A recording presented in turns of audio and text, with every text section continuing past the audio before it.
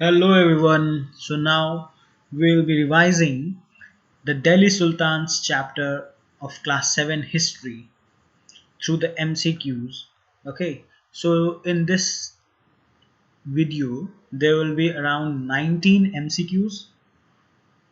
We'll be doing it one by one. आप लोग live chat में अपने answers को लिखिएगा.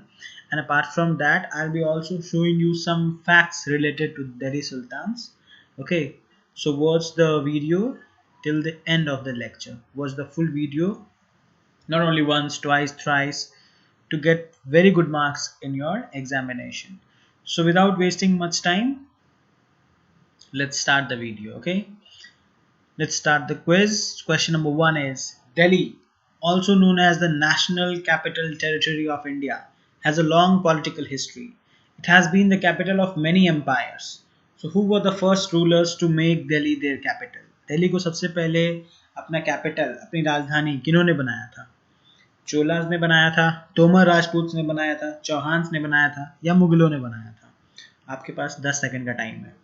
धीरे धीरे मैं ये टाइम लिमिटेशन को कम करते जाऊंगा. सो थोड़ा क्विक हो जाओ आप लोग.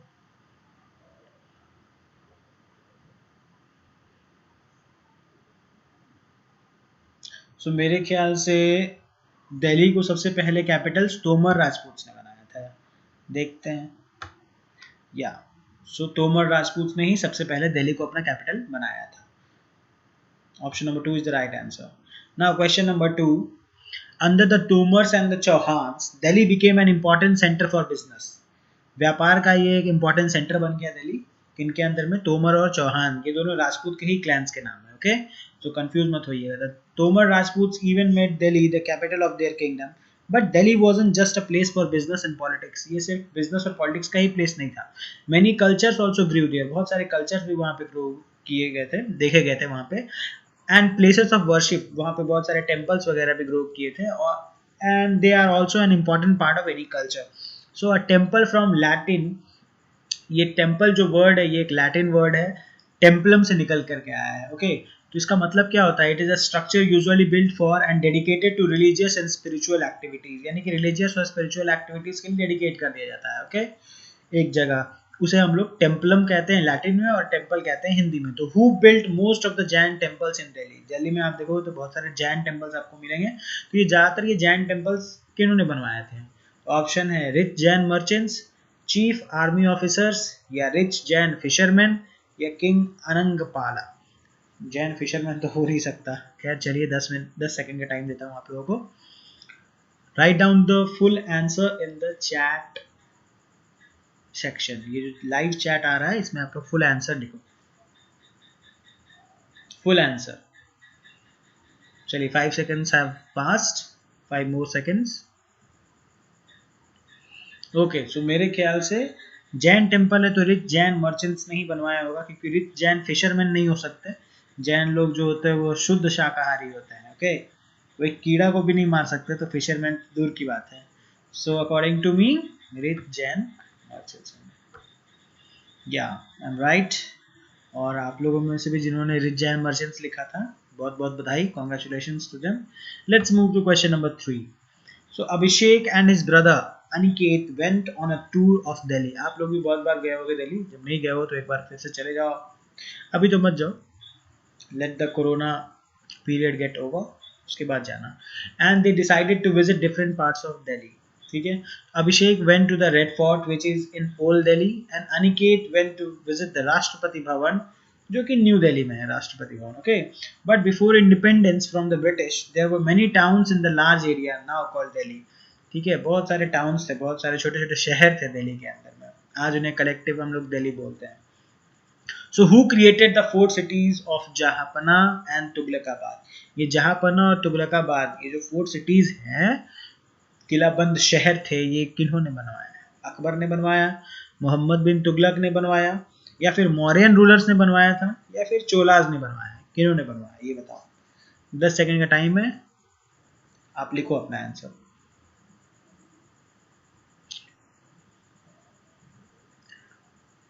तो मेरे ख्याल से जहांपना और तुगलकाबाद मोहम्मद बिन तुगलक ने बनवाया है. Okay, let's check it. Yeah That's the correct answer.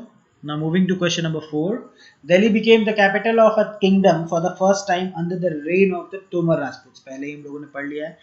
And under their rule, Delhi started growing as a center for business and culture. उन्हीं के टाइम में business और culture का बहुत important center दिल्ली कहलाया जाने लगा. Rich Jain merchants who lived in Delhi also built many temples there. But like all kingdoms and empires do, even the Tomars came to an end. जाहिर सी बात है जिसका जन्म होता है उसकी मृत्यु भी होती है. ठीक उसी तरीके से बहुत सारे सिविलाइजेशंस जो कभी ग्रो किए थे, एस्टैब्लिश हुए थे, वो सब भी खत्म हुए. एग्जांपल है आपको इंडस वैली सिविलाइजेशन जो आप लोगों ने क्लास 6 में पढ़ा था, कैसे उसका ग्रोथ होता है और कैसे वो खत्म होता है, ये सब हम लोगों ने जाना. उसी तरीके से तोमर राजपूत का भी जो राज्य था वो ग्रो किया, फ्लरिश किया और उसके बाद अंत तक पहुंचा. तो ये तोमर राजपूत को 12th सेंचुरी में आखिर हराया किसने, ये क्वेश्चन है हमारा. तो options are the Mughals, the Khiljis, the Tughlaqs, the Chauhans. आपके पास 10 सेकेंड है. तो तोमर राजपूत को दूसरे राजपूत क्लैन नहीं हराया था, मुगल्स, खिलजी और तुगलक ने नहीं हराया था, और वो हैं द चौहान्स. इनको चमनाज भी बोलते हैं, चौहान्स भी बोलते हैं. Okay, got it. So now move to question number 5. Apart from coins, inscriptions and architectures, historians also use Twarikh, written by learned men, scholar लोग लिखा करते थे इसे. ठीक है, to know about the administration of the Delhi Sultanate. So which language were Twarikh written in? Twarikh कौन से भाषा में लिखा जाता था? पर्शियन में, हिंदी में, संस्कृत में या फिर इंग्लिश में? बताइए. 5 सेकेंड. तो त्वारीख जो है ये एक पर्शियन वर्ड भी है और पर्शियन में ही लिखा जाता था. ओके, सो आप ऑप्शन नंबर 1 पर्शियन को सही मान लीजिए. Okay, now question number 6. Most authors of tawarikh lived in cities and they usually wrote praises so they could get rewards from the sultans. Praises मतलब कि जो सुल्तान को अच्छा लगता था उनके बारे में अच्छी अच्छी बातें लिखा करते थे. ठीक है, but they also advise rulers about the importance, यहाँ पे इम्पोर्टेंस का स्पेलिंग रॉन्ग है, so please pardon me for it, of preserving an ideal social order based on birth right and gender distinctions. So what do we mean by tawarikh? Tawarikh का मतलब क्या होता है? क्या ये अकाउंट्स है रूलर्स का, क्या ये लिस्ट है, या फिर सिर्फ फोटोज है, या फिर रूलर्स की यानी कि किंग्स की हिस्ट्रीज है? Only 5 seconds I will be giving for it. Okay, so these are the histories. Okay, mark it, histories. Now question number 7. According to the Indian mythology, Delhi was the site of Indraprasth. ये आप महाभारत के काल में चले जाइए तो वहां पे दिल्ली इंद्रप्रस्थ के नाम से जाना जाता था. The capital of the ancient Pandava dynasty, Pandava की जो कैपिटल था वो mention in the epic Mahabharata, ये महाभारत में मेंशन किया हुआ है. The region has a long and complicated political history, बहुत लंबी और बहुत ही कॉम्प्लिकेटेड पॉलिटिकल हिस्ट्री है दिल्ली की. And it has been the capital of many kingdoms, तो बहुत सारे किंगडम्स का वो कैपिटल बना है. So in the 700 years since the Delhi Sultanate, India has had both a female prime minister and a female president. Okay, but who was the first female ruler of Delhi? First female ruler कौन थी दिल्ली की? महाभारत से है तो क्या वो द्रौपदी थी, या वो नूरजहां थी, या रजिया सुल्तान थी, या फिर मुमताज महल? बताओ, 5 सेकेंड है आपके पास में. First female ruler of Delhi. Draupadi Mahabharat के टाइम में थी लेकिन वो रूलर नहीं थी, रूलर युधिष्ठिर ही थे. तो फर्स्ट फीमेल रूलर जो होंगी वो होंगी Razia Sultana. Okay, so now moving to question number 8. Iltutmish की बेटी थी रजिया, वो दिल्ली की सुल्तान बनती हैं 1236 में. And she was chosen to be the ruler because she was more capable. क्यों उसे इल्तुतमिश ने बनाया रूलर? क्योंकि वो काफ़ी ज़्यादा केपेबल थी और ज़्यादा क्वालिफाइड भी थी अपने ब्रदर्स से. But why was she remove from the throne?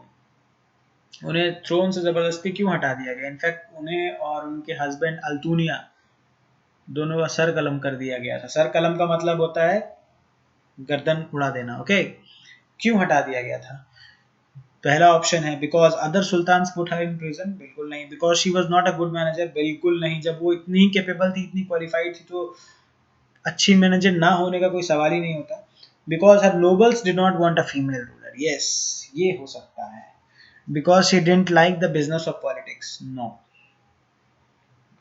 तो आप लोग समझ ही गए होंगे, ऑप्शन नंबर 3 इसका सही आंसर होगा। बिकॉज उनके जो नोबल्स थे, उनके जो मंत्री वगैरह थे, वो लोग एक फीमेल रूलर के द्वारा गवर्न किया जाना पसंद नहीं करते थे। Got it?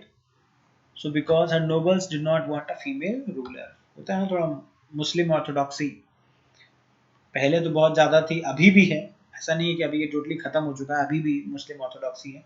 हिंदूज में भी बहुत सारे रिच फैमिलीज में ये चीज़ देखा जाता है। ओके, सो अब इस पर ज़्यादा डिस्कस नहीं करते हैं। Okay, so question number 9, kings generally built forts around their territories. Forts मतलब किला होता है, to protect their kingdom from enemy attacks. Okay, and the early sultans of Delhi rarely went out of their fortified towns to conquer and control the hinterlands. So what does hinterland mean? Hinterland क्या होता है? Land away from coast and major river fronts, या फिर land near a mosque or a temple, या फिर land near the sultan's palace, या फिर foreign land? आपके पास में 10 सेकेंड है। हिंटरलैंड का मतलब बताइए। तो हिंटरलैंड का मतलब होता है land away from coast and major river fronts. नदियों से काफी दूर जो लैंड होता है उसे हम लोग हिंटरलैंड बोलते हैं। Okay, yes, I am right. So moving to question number 10, the first sultan of Delhi, इनका नाम था Qutubuddin Aibak, was a former slave, वो एक स्लेव थे, इसीलिए इनकी सल्तनत का भी नाम क्या है होता है? दिल्ली सल्तनत तो है, लेकिन इनके डायनेस्टी का नाम है क्या बताओ? Slave dynasty. Got it? इसे ममलूक डायनेस्टी भी बोलते हैं। सो वो एक स्लेव थे मोहम्मद गोरी के। Okay, but in a mere 150 years his sultanate had spread to most parts of the Indian subcontinent। लेकिन ये दिल्ली सल्तनत है, ये बहुत बड़े एरिया को मतलब कनकर और ऑक्यूपाई कर चुका था 150 सालों में। Such rapid growth meant that Delhi sultans could never fully control all the people and places in their kingdom, and they had to keep huge armies to protect their garrison towns। तो अब ये garrison town क्या होता है?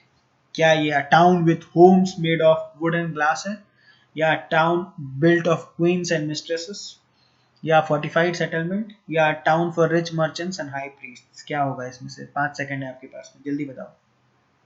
Garrison town का मतलब, तो मेरे ख्याल से गैरिसन टाउन का मतलब होता है अ फोर्टिफाइड सेटलमेंट, क्योंकि जब तक फोर्टिफिकेशन नहीं करेंगे तब अपने दुश्मनों से खतरा भी रहता था इन्हें। तो फोर्टिफाइड सेटलमेंट, गैरिसन टाउन मतलब होता है fortified settlement. Okay, yes, we are right. चलो आगे बढ़ते हैं। Question number 11, so under the rule of Alauddin Khilji the rights of local chiefs to collect taxes were cancelled. तो many of them revolted against the सल्तनत, लेकिन अलाउद्दीन खिलजी हैं भाई। while some became revenue collectors, और कुछ लोग चुपचाप सुल्तान के रेवेन्यू कलेक्टर्स बन गए। so what were the three types of taxes collected by the sultans of Delhi? कौन कौन सी चीज़ों पे टैक्स कलेक्ट किया करते थे? कौन कौन से प्रोडक्ट्स पे टैक्स कलेक्ट होता था? On jewels, on ornaments and on land, on cattle, on trading and on clothes, on cultivation, on horses and on gold, या फिर on cultivation, on cattle and on houses? बताइए कौन सा option सही होगा? अब लिखिए, 5 सेकंड टाइम मिलता है आपको। तो मेरे ख्याल से option number 4, on cultivation, on cattle and on houses, ये 3 चीजों पे टैक्स कलेक्ट करते थे दिल्ली सुल्तान्स। बिल्कुल सही। आगे बढ़ते हैं। Question number 12, running a big kingdom like Delhi needed brave, intelligent and experienced officials in high positions, and special bandagans were also bought and trained for military and intelligence services. What does bandagan mean? ये bandagan का मतलब क्या होता है? क्या इसका मतलब slave होता है? क्या इसका मतलब कुक होता है? क्या इसका मतलब सोल्जर होता है? क्या बैंदागन का मतलब स्कॉलर होता है? बताओ आप लोग, जल्दी से लिखो, जल्दी जल्दी। तो बैंदागन का मतलब स्लेव होता है, स्लेव। चलो, बिल्कुल सही। अब आते हैं question number 13, the early Delhi sultans mostly earn by looting. ये लोग ज्यादातर लूटपाट मचाया करते थे, एंड थ्रेटनिंग द लोकल्स, धमकी भी दिया करते थे। बट आप लोगों ने पद्मावत मूवी में देखा होगा, but this is a risky and expensive way of getting money and power, so every conqueror tries to set up a system where he can collect taxes from people who are encouraged to work hard. And that is what the Delhi Sultanate also gradually implemented. धीरे धीरे दिल्ली सल्तनत ने भी ये implement कर ही लिया कि भाई लोगों को मोटिवेट करो, लोगों से काम करवाओ और उनसे टैक्स कलेक्ट करो, ये लूट पाट मचाने से कुछ होने वाला नहीं है. तो there were 3 major types of taxes they collected. वो कल्टीवेशन पे टैक्स कलेक्ट किया करते थे, जानवर यानी मवेशियों पे टैक्स कलेक्ट किया करते थे, कैटल, और घर बनाते थे जो उन पे भी टैक्स कलेक्ट किया करते थे. What was the tax collected on cultivation called? तो ये जो कल्टीवेशन पे टैक्स कलेक्ट किया करते थे उस टैक्स का क्या नाम था? क्या कल्टीवेशन पे टैक्स जो कलेक्ट होता था उसका नाम खरच था, या नीरज था, या फारज था, या बंदगन था? तो बंदगन मतलब तो स्लेव होता है, वो हो नहीं सकता. अब तीनों में 1 2 3 ऑप्शन में से कोई एक बताओ जल्दी. टैक्स कल्टीवेटेड ऑन कल्टीवेशन क्या होगा? चलिए 5 सेकेंड अभी. तो टैक्स कल्टीवेटेड ऑन कल्टीवेशन को हम लोग खरच बोलते थे. ओके, खरच. चलो question number 14 now. So even today designing a good system of taxation. ये टैक्सेशन का एक बहुत अच्छा सिस्टम डिजाइन करना ये बहुत बड़ा चैलेंज है, ना ही सिर्फ इंडिया जैसी डेवलपिंग कंट्री के लिए बट बहुत सारी डेवलप्ड कंट्रीज के लिए भी टैक्स सिस्टम को डिजाइन करना एक चैलेंज है. द दिल्ली सल्तनत had separate taxes on cultivation, cattle and houses. खरच जिसे हम लोग टैक्स ऑन कल्टीवेशन बोलते थे was taken from farmers depending on how much they have produced. So what part of their produce was paid by farmers as खरच? Farmer जो अपने produce का कितना परसेंट दे दिया करते थे खरच के तौर पे?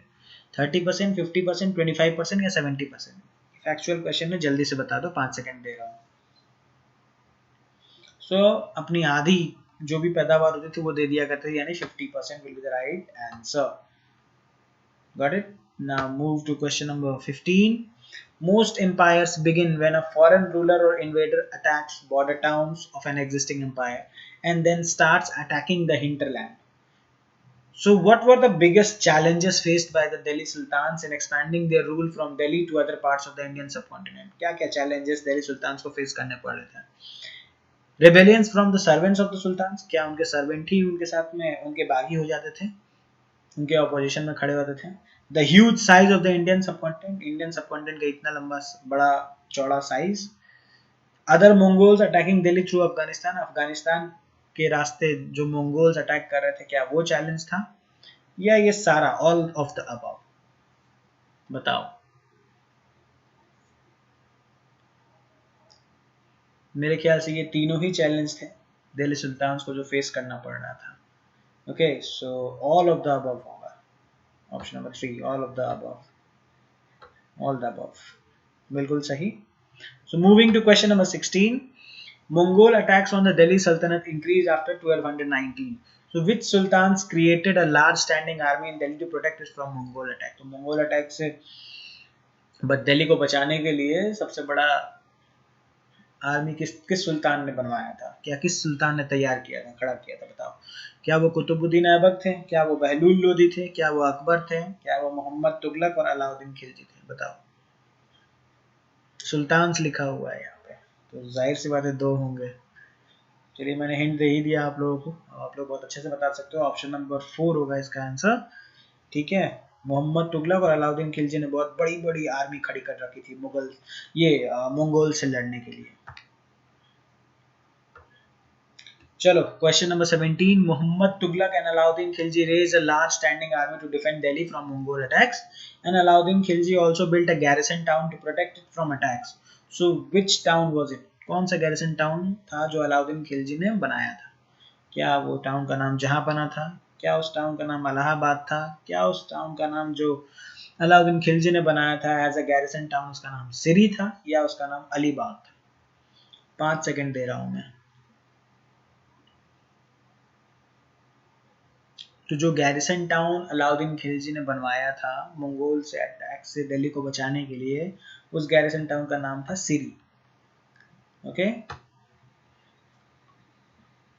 Now moving to question number 18, the second last question of today's session. When Mongol attacks increased, Alauddin Khilji built the garrison town of Siri to protect Delhi. How did Muhammad Tughlaq deal with the problem of Mongol attacks? तो मोहम्मद बिन तुगलक क्या किया करते थे अपने time में?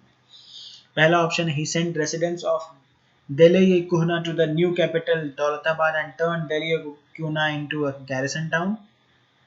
या फिर वो he gave parts of his palace to the best soldiers, या फिर he had his soldiers live in tents outside Delhi, या फिर he took over the garrison towns made by Alauddin। क्या किया करते थे मंगोल्स से बचाने के लिए दिल्ली को?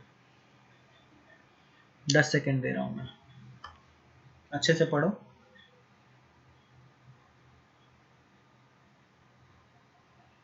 मेरे ख्याल से ये ऑप्शन नंबर 1 होना चाहिए। ये क्या किया करते थे, जितने भी रेसिडेंट्स जो लोग रहा करते थे दिल्ली एक कोना में, उन्हें ये नए कैपिटल दौलताबाद भेज दिया करते थे और दिल्ली एक कोना को एक गैरिसन टाउन में तब्दील कर दिया करते थे।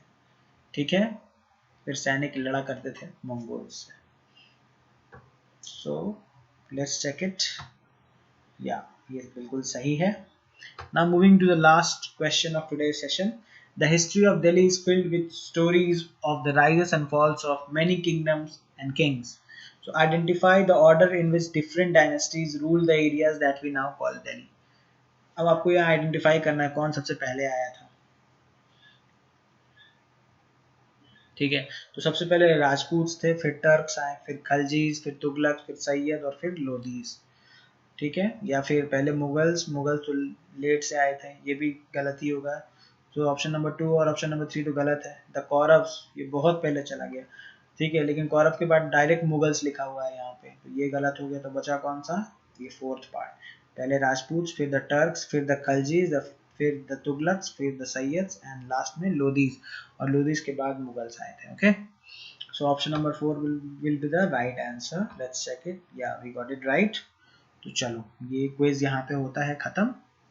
Now will be discussing chapter number 2 of history, जो कि हम लोग कल करेंगे। ठीक है, one more thing I would like to say over here कि इसी चैप्टर के साथ में मैंने पिन कर दिया है इस चैप्टर का लेक्चर, वीडियो लेक्चर सीरीज, जो कि 1 घंटे 10 मिनट का है। इसे आप लोग पूरा देखो, ये बहुत ही इंपॉर्टेंट चैप्टर है। अगर ये चैप्टर क्लियर नहीं होगा तो फिर जो आगे हम लोग मुगल्स पढ़ने वाले हैं वो भी आप लोगों को अच्छे समझ में नहीं आएगा। तो please watch the lesson, watch this practice session also twice and thrice, और एग्जाम में इस बार बहुत अच्छा नंबर लाओ आप लोग। ओके, यही मेरी शुभकामनाएं हैं आपके साथ में। And now wait, I will be showing you some interesting facts. आप लोग उसका स्क्रीनशॉट ले लेना। Okay, just wait for some time.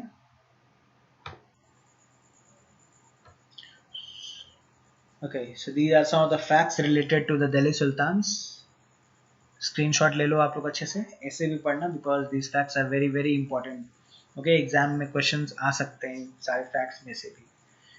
Got it. ये इक्तादारी सिस्टम क्या होता है, हिंटरलैंड्स क्या होता है। ठीक है, 5 मुस्लिम बेस्ड किंगडम्स थे जो दिल्ली सल्तनत का निर्माण, मतलब दिल्ली सल्तनत के पार्ट थे। फिर हस्तिनापुर का मतलब क्या था। Got it. अच्छे से इसका आप लोग एक स्क्रीनशॉट ले लो, रख लो अपने नोट्स के साथ में, प्रिंट आउट करवा करके रख लेना। ओके, चलो फिर, till then keep on watching the videos and try to score excellent, very good marks in your social science exam. जैसे ही ये सोशल साइंस का लेक्चर हम लोग खत्म कर लेंगे तो I will be uploading some of the revision worksheets of science also. Science का भी मैं रिवीजन वर्कशीट अपलोड करना शुरू करूंगा। Will be doing like this only. ठीक है, तो please keep on supporting the channel. अपने फ्रेंड्स को भी शेयर करो, लाइक करो अगर आपको अच्छा लगे तो। Got it. बट सारे वीडियोस देखा करो। ओके, प्लेलिस्ट जो है क्लास 7 का एनसीईआरटी सोशल साइंस का, वो भी आपको दिखेगा राइट हैंड साइड में। तो आप जैसे ही वीडियो खत्म होते रहेगा राइट हैंड साइड में आपको दिखेगा, आप उस पर क्लिक करके सारे वीडियोस को एक जगह भी देख सकते हो। Got it. चलो फिर, हंसते रहिए, पढ़ते रहिए, एंजॉय करिए। जय हिंद।